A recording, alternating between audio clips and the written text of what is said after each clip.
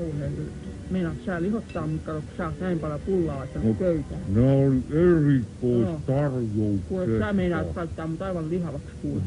Mähän tykkään semmosista aikuisemmista naisista, hirveästi niin. No. Mutta eräillä sitä ei oo pikkurahan puutetta, Irmeli. Ai kuin sä niin meinaat? No kun on varaa jättää tuolla tavalla 14 miljoonan lottopotit nostamatta, niin. Jaa, niin, lottopotti. Niin, no vaikka onhan niitä kuulemma ilmoittautunut sinne veikkaukseen, niin. Kaikilla eksynyt voittokuponkin pesukoneeseen mukaan, eikä numeroista ota enää pirukaan selvää, niin. Kuule, mulla on parempi teoria, kuule. Mikä? No katos. Se on se lottovoittaja, niin se on joku suurrikollinen. Kato, semmonen, joka lymyää tuolla maan alla, eikä voi missään tapauksessa tulla julkisuuteen. Kato, muuten se joutuu sinne kiven sisään. Kato, semmonen tapaus.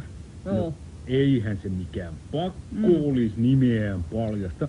Sen kun hakee rahat ja painuu taas sinne maan alle. Niin, ja sopulit painuu perässä, kato. Niin, sopulit.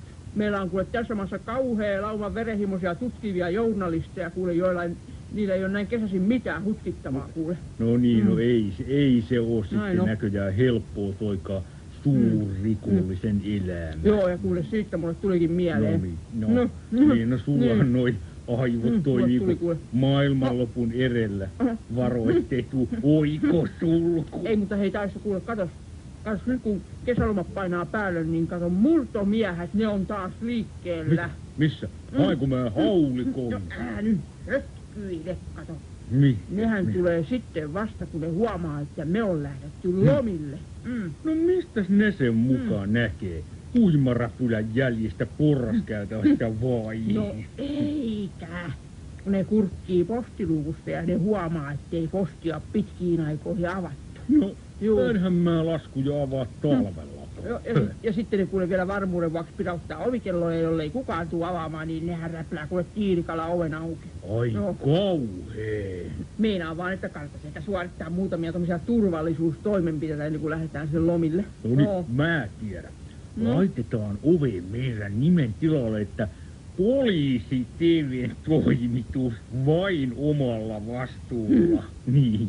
Hei, katos, otas huomioon, että ne saattaa olla ulkomaalaisia, eikä ne ole koskaan kuullutkaan mistään rajapellistä. No entäs jos laitetaan tohon oven pieleen tyrkylle pari pulloa ehtaa Koskenkorvaa, niin kännipäissään ne rosvot pitää kumminkin sitten semmoista mekkalaa, että meidän naapurit herää. No niin joo, ja ne luulevat kumminkin, että Taisto se vaan siellä taas kesäleskenä rymyää ja painuvat sitten takaisin pehkuihin, niin siinä oli sun kato ehdotus. Ei, mutta hei nyt mä Irmelisen keksin. Niin.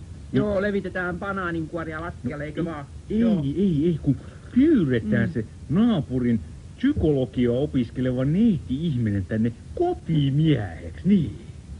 Ei, mutta sähän sen sanoit, Taisto. No niin, sehän psykologisoi rosvon, kun rosvon kuolihaaksi alta aikaa yksikön. Sano mun sanoneen, niin. Sä olet Nero, Taisto. No niin.